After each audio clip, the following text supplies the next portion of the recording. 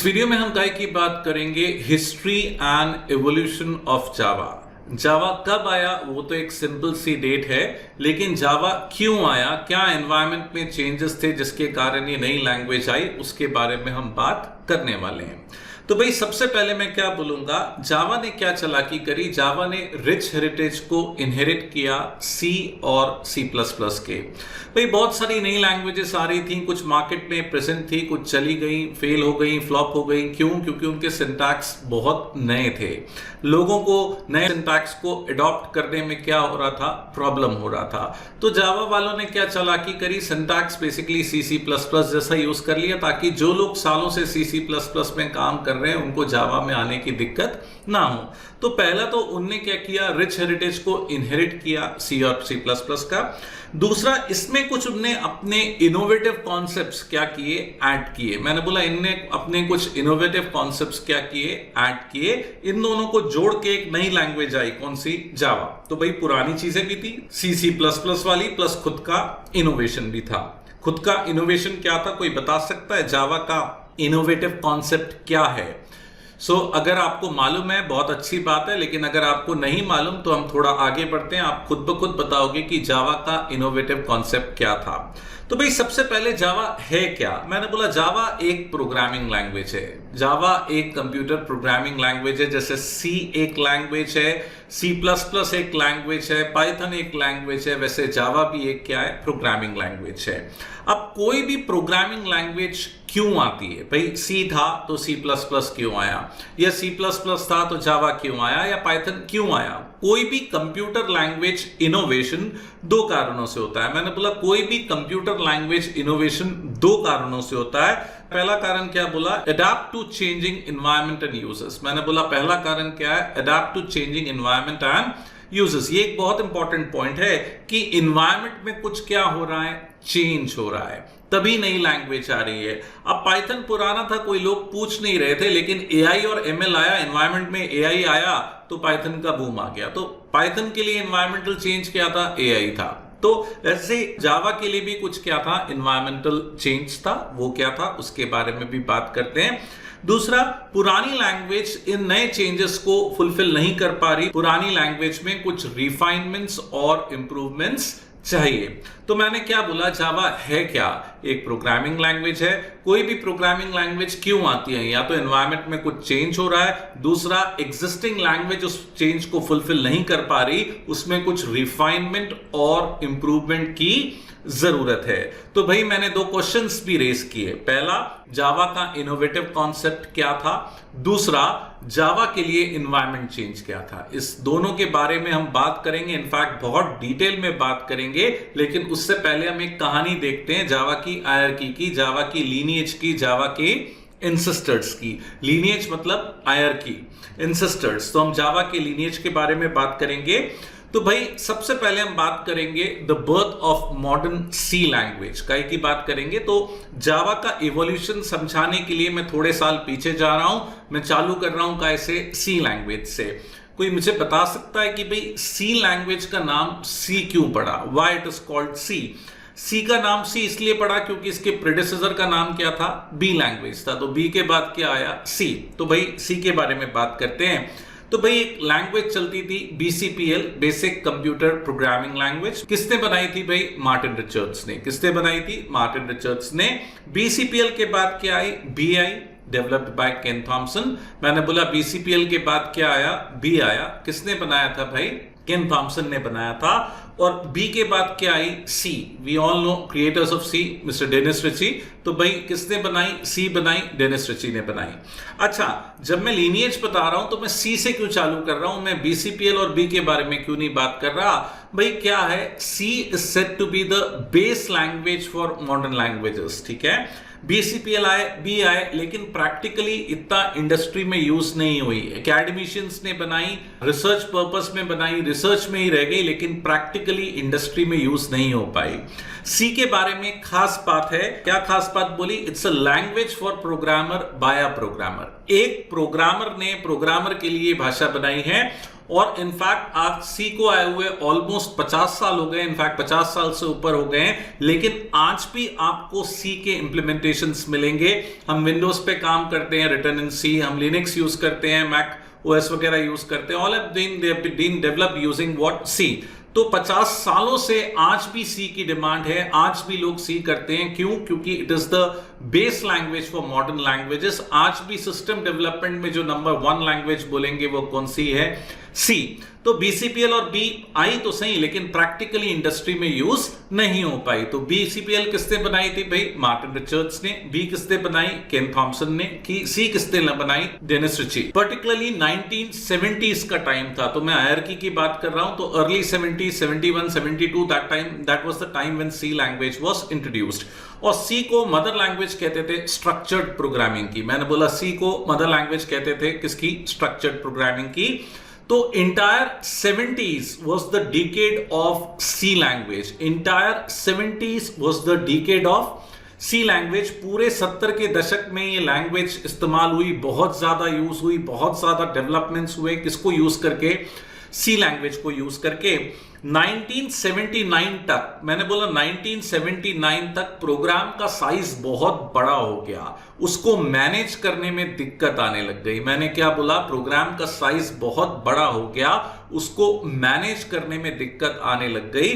तो कुछ नई चीज चाहिए थी 1979 तक। तो 1979 में इसमें ऊप्स के फीचर्स ऐड किए गए। मैंने बोला 1979 में इसमें ऊप्स के फीचर ऐड किए गए। पहले हम इसको बोलते थे सी विद ऊप्स। क्या बोलते थे? सी विद ऊप्स। तो भाई मैं 71 से 79 तक आया, भाई 71 72 में सी आई, बहुत काम हुआ सी लैंग्वेज में, प्रोग्राम का साइज बड़ा हो गया, मैनेज करना दिक्कत होने लग गई, तो इसमें ऊप्स के फीचर डाले गए। 1979 में इसे सी विद ऊप्स बोला जाता था। फॉर्मली 1983 में सी प्लस प्लस आई। तो सी का अगला step C++, the next step of C++, 1983 किसने बनाई थी भाई? Bajan Stroup is the creator of which language? C++। 1979 में इसे बोलते थे C with oops। 1983 में फाइनली इसको ऑफिशियली रिलीज किया गया, किस नाम से? C++ के नाम से। और 1989 में, मैंने बोला 1989 में फॉर्मली इसको ANSI के थ्रू रजिस्टर किया गया। ANSI आप लोगों ने सुना होगा, अमेरिकन नेशन स्टैंडर्ड इंस्टीट्यूट। यहां पे रजिस्टर करने से फायदा क्या होता है? Multiple companies works on the same language, अलग अलग कंपाइलर्स डेवलप होते हैं। तो 1989 में इसको क्या किया गया? रजिस्टर किया गया। तो 71 में सी आई, 79 में सी विद ऊप्स हो गई, 83 में C++ आ गया, 89 में C++ को क्या कर दिया? रजिस्टर कर दिया ANSI में। तो 70s is the decade of C programming, 80s is the decade of C++ programming, 70s is the decade of structured programming, 80s is the decade of object oriented programming. तो भाई अगला step मैंने बोला जावा आने की तैयारी हो गई है। भाई the stage is set for जावा। अभी जावा आया नहीं है, जावा आने वाला है। मैंने क्या बोला? अभी जावा आया नहीं है, लेकिन कुछ ही सालों में जावा आने वाला है। तो भाई आगे क्या? कुछ ही सालों में जावा आने वाला है, साथ ही साथ कुछ ही सालों में इंटरनेट भी आने वाला है। मैंने बोला कुछ ही सालों में इंटरनेट भी आने वाला है। तो भाई इंटरनेट आपको मालूम कब रिलीज हुआ था? सो ऑफिशियली इंटरनेट केम इन 1995। इंडिया में छोटी सिटीज में अगर आप बोले तो 1998 तक थोड़ा बहुत इंटरनेट चालू हो गया था। तो 1995 में इंटरनेट आया था। और स्मॉल सिटीज लाइक मैं भोपाल का हूं, तो भोपाल में 1998 वगैरह में थोड़ा बहुत क्या काफी फुल फ्लेश इंटरनेट यूसेज वगैरह चालू हो गया था। तो भाई 71 में सी आया, 79 में सी विद ऊप्स आ गया, 83 में C++ आ गया, 89 में C++ को रजिस्टर कर लिया, 95 में इंटरनेट आने वाला है। मैंने बोला 95 में इंटरनेट आने वाला है, अभी आया नहीं है। तो हम उस टाइम की बात करते हैं 89 से 95 के बीच की। मैंने बोला हम उस टाइम की बात करते हैं 89 से 95 के बीच की, जब जावा आया। तो हम पर्टिकुलरली उस एरा की बात करते हैं कि एक तरफ तो C++ चल रहा था, ऑब्जेक्ट ओरिएंटेड प्रोग्रामिंग चल रही थी, और एक तरफ इंटरनेट आने वाला था। तो यहां पे धीरे से जावा नाम की लैंग्वेज भी ग्रो होना चालू हुई। तो भाई the stage is set for Java. तो भाई जावा बनाई किसने? James Gosling. He said to be the creator of Java. मैंने बोला James Gosling is said to be the creator of Java. लेकिन जेम्स गोसलिंग के साथ और भी बहुत सारे लोग थे, उनका भी कंट्रीब्यूशन था, उनको नहीं भूलना चाहिए भाई। और कौन कौन से थे? Patrick Naughton, Chris Warth, Ed Frank, Mike Sheridan, all of them were there in the development of this language called Java, of course leaded by what? James Gosling। किसने लीड किया था? जेम्स गोसलिंग में। ये सब एक company में काम कर रहे थे जिसका नाम था सन माइक्रोसिस्टम्स। मैंने बोला ये सब उस कंपनी में काम कर रहे थे। क्या नाम था भाई उस कंपनी का? Sun Microsystems. Stanford University Network, Incorporated in which year? 1991। तो भाई 1991 के टाइम में James Gosling along with other members were working on a new language. मैंने बोला working on a new language.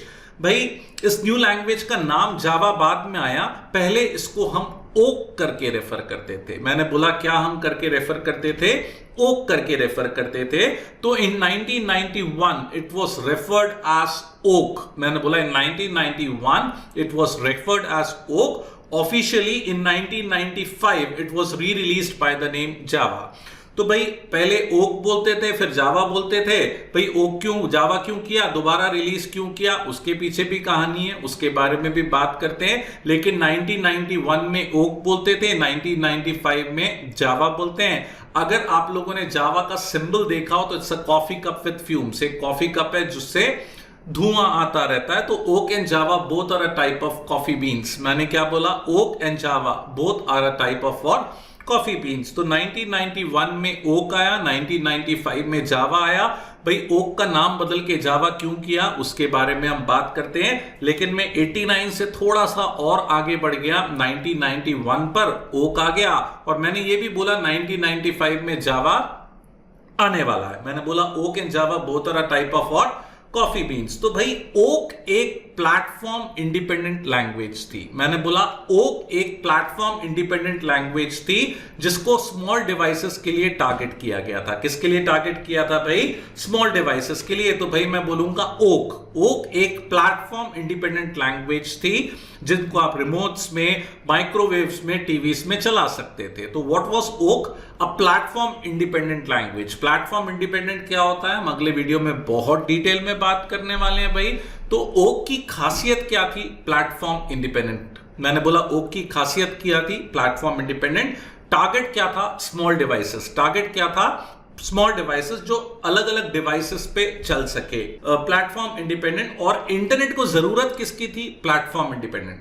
अगर कोई मुझसे पूछे इंटरनेट क्या है तो मैं बोलूंगा internet is the network of network. अलग अलग नेटवर्क्स हैं, अलग अलग हार्डवेयर है। अलग अलग हार्डवेयर के लिए हमें एक ऐसी भाषा चाहिए जो अलग अलग हार्डवेयर पे चल सके। अलग अलग हार्डवेयर के लिए हमें ऐसी भाषा चाहिए जो अलग अलग हार्डवेयर पे चल सके। तो इंटरनेट की जरूरत थी प्लेटफॉर्म इंडिपेंडेंसी। इंटरनेट की जरूरत थी प्लेटफॉर्म इंडिपेंडेंसी। और ओक के पास प्लेटफॉर्म इंडिपेंडेंसी पहले से थी। मैंने क्या बोला? इंटरनेट की जरूरत थी प्लेटफॉर्म इंडिपेंडेंसी और ओक के पास प्लेटफॉर्म इंडिपेंडेंसी पहले से थी। तो सन वालों ने बोला क्यों ना हम इस ओक लैंग्वेज को दोबारा री रिलीज करें। क्या टारगेट करते हुए? इंटरनेट। और इसको रीनेम करें किस नाम से? जावा। इंटरनेट को प्लेटफॉर्म इंडिपेंडेंसी की जरूरत थी, ओक के पास प्लेटफॉर्म इंडिपेंडेंसी पहले से थी। तो अल्टीमेटली ओक को री रिलीज किया गया 1995 में। इस बार इसका टारगेट क्या था? इंटरनेट। इस बार इसका टारगेट क्या था? इंटरनेट। और हमें इनिशियली मालूम है कि भाई Java is known for internet programming. आज भी जावा की जो की रोल है, Java is a king in web development. So यही कारण था कि ओक को दोबारा रिलीज किया गया। उन्होंने बोला भाई हम स्मॉल डिवाइसेस को टारगेट कर रहे हैं लेकिन इसको इंटरनेट के लिए भी इस्तेमाल किया जा सकता है। मैं आपसे एक क्वेश्चन पूछूंगा जो मैंने कुछ टाइम पहले पूछा था। 10 मिनट पहले मैंने आपसे क्वेश्चन पूछा था कि what was the innovative concept of Java. Java का इनोवेटिव कॉन्सेप्ट क्या है? Platform independency. दूसरा क्वेश्चन मैंने बोला, दूसरा क्वेश्चन जो मैंने आपसे पूछा था, what was the environment change for Java. The environment change for Java was what? Internet. मैंने बोला what was the environment change for Java? The environment change for Java was internet. तो ये मैंने क्या बताया, एक बेसिक सी स्ट्रक्चर दिया कि भाई 91 में सी आया, 79 में सी विद ऊप्स आया, 83 में सी प्लस प्लस आया, 89 में सी प्लस प्लस को रजिस्टर किया गया, लेकिन सी प्लस प्लस में इंटरनेट के लिए कुछ नहीं था। इंटरनेट को प्लेटफॉर्म इंडिपेंडेंसी की जरूरत थी, सी प्लस प्लस में प्लेटफॉर्म इंडिपेंडेंसी नहीं थी, ओक के पास प्लेटफॉर्म इंडिपेंडेंसी थी, तो ओक को री रिलीज किया गया 1995 में, लेकिन इस बार फोकस किस पे था, इंटरनेट के ऊपर।